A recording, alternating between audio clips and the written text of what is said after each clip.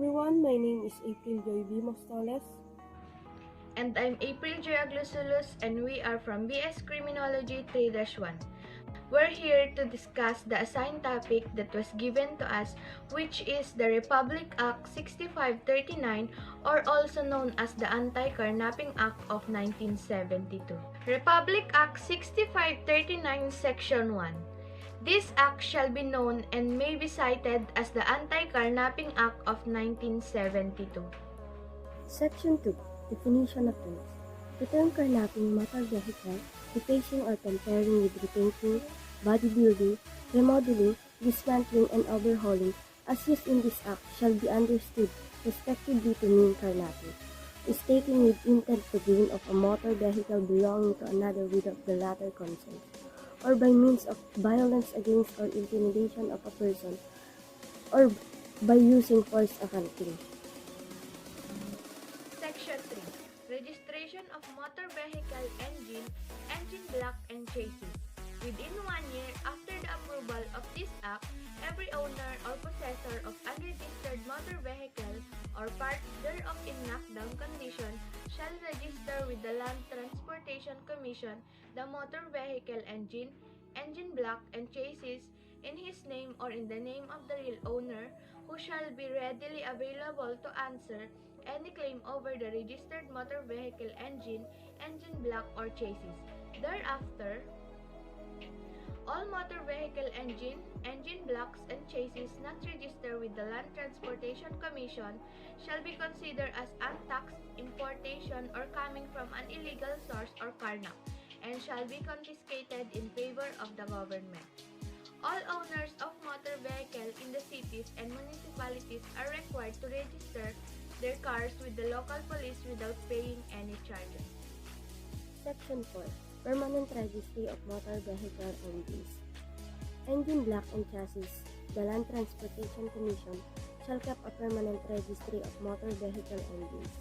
Engine blocks and chassis of all motor vehicles specify therein their type, make and serial number, and stating therein the names and addresses of their present and previous owners.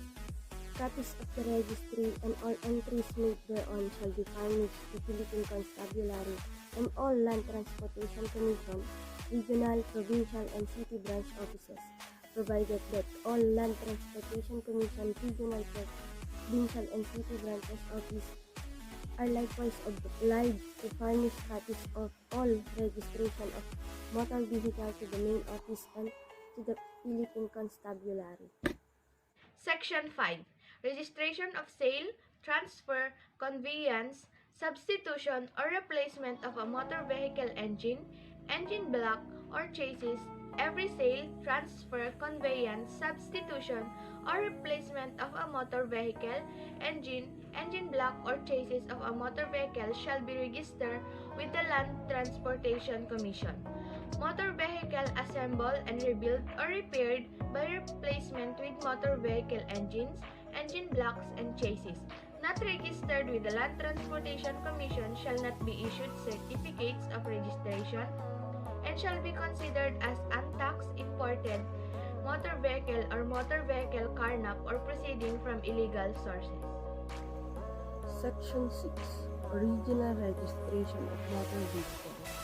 Any person seeking the original registration of the motor vehicle, whether that motor vehicle is a newly assembled or rebuilt or acquired from the registered owner, shall within 1 week after the completion of assembled or rebuilding job of the acquisition thereof from the apply to the Philippine Constabulary for clearance of the motor vehicle for registration with the Land Transportation Commission. The Philippine Constabulary shall upon receipt of the application verify if the motor vehicle or its number parts are in the list of carnap motor vehicle or stolen motor vehicle. The Philippine Constabulary shall forthwith issue a certificate of clearance upon presentation of the certificate of clearance from the Philippine Constabulary after verification of the registration of the motor vehicle engine. Engine block and chassis is in the permanent registry of the motor vehicle engine, engine block and chassis the Land Transportation Commission shall register the motor vehicle in accordance with existing law, rules, and regulations. Section 7. Duty of collector of customs to report arrival of imported motor vehicle, etc. The collector of custom of principal port of entry where an imported motor vehicle engine, engine block, and chassis or body is unloaded shall within 7 days after the arrival of the imported motor vehicle or any of its part enumerated herein make a report of the shipment to the Land Transportation Commission specifying the make, type, and serial numbers if any of the motor vehicle engine, engine block, and chassis or body, and stating the names and addresses of the owner of consignee thereof. If the motor vehicle engine, engine block, chassis, or body does not bear any serial number, the collector of custom concern shall hold the motor vehicle, engine, engine block, chassis, or body until it is numbered by the Land Transportation Commission. Section 8. Duty importers, distributor, and seller of motor vehicle to keep record of stock.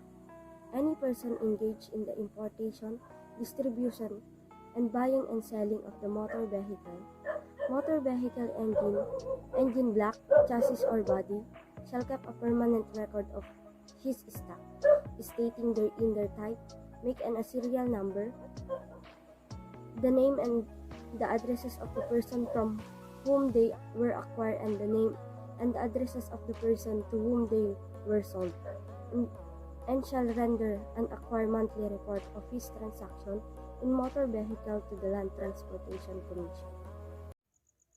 Section 9. Duty of manufacturer of engine blocks, chassis, or body to cause numbering of engine blocks, chassis, or body manufactured. Any person engaged in the manufacture of engine blocks, chassis, or body shall cause the numbering of every engine block, chassis, or body manufactured in the convenient and conspicuous part thereof, which the Land Transportation Commission may direct for the purpose of the uniformity and identification of the factory, and shall submit to the Land Transportation Commission a monthly report of the manufacture. Section 10. Clearance and permit required for assembly or rebuilding of motor vehicle. Any person shall undertake to assemble or rebuild or cause to the assembly or rebuilding of a motor vehicle shall first to secure of certificate of clearance from the Philippine Constabulary, provided that no such permit shall be issued unless the applicant shall present a statement under oath containing the type, make, and serial number of the engine, chassis, and the body. If any, the complete list is spare part of the motor vehicle to assembled or rebuilt together with the name and addresses of the sources thereof. Section 11. Clearance, motor vehicle engine, engine block, chassis, or body. Any person who owns or operates inter-island shipping or any water transportation with launches, boat, vessels, or ship shall within 7 days submit a report to the Philippines Constabulary on all motor vehicle engines, engine blocks, chassis, or bodies transported by its for the motor vehicle engine, engine block, chassis, or the body to be loaded on board the launch, boat, vessel, or ship. Section 12. Defacing or tampering with serial number of motor vehicle engine, engine block, and chassis. It shall be unlawful for any person to deface or otherwise tamper with the original or registered serial number of the motor vehicle engine, engine blocks, and chassis. Section 13. Penal provision. Any person who violates any provision of this act shall be punished with imprisonment for not less than 2 years, nor more than 6 years, and a fine equal in amount to the acquisition cost of the motor vehicle engine, or any part involved in the violation, provided that if the person violating any provision of this act is judicial person, The penalty herein provided shall be imposed on its president or secretary and or member of the board of directors or any of its officers and employees who may have directly participated in the violation. Any government official or employee who directly commits the unlawful acts defined in this act or is guilty of gross negligence of duty or convenes with or permits the commission of any of the said unlawful acts shall, in addition to the penalty prescribed in the preceding paragraph, be dismissed from the service with prejudice to his reinstatement and with disqualification from voting or being voted for in any election and from appointment to any public office. Section 14. Penalty for carnapping. Any person is found guilty of carnapping, as this term is defined in Section 2 of this Act, shall, irrespective of the value of motor vehicle taken, be punished by imprisonment for not less than 14 years, and 8 months and not more than 7 years, and 4 months when the carnapping is committed, without the violence or intimidation of person, force upon teens, and by imprisonment for not less than 17 years and 4 months and not more than 30 years, when the carnapping is committed by means of violence against or intimidation of any person, or force upon teen, and the penalty of life imprisonment to death shall be imposed when the owner, driver, or occupant of the carnap motor vehicle is killed in the commission of carnapping.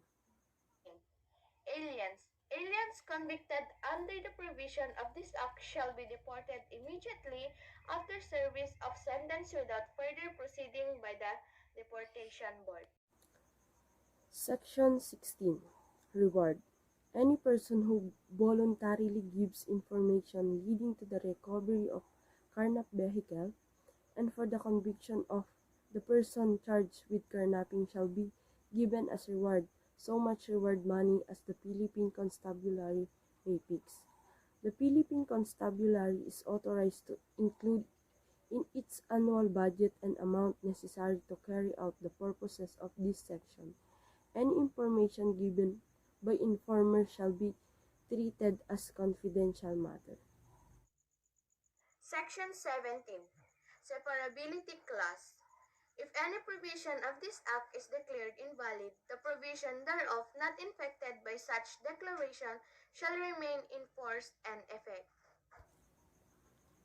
Section 18. Repealing Clause.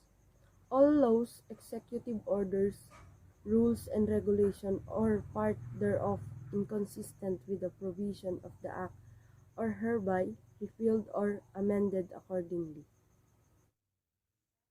Section 19. Effectivity.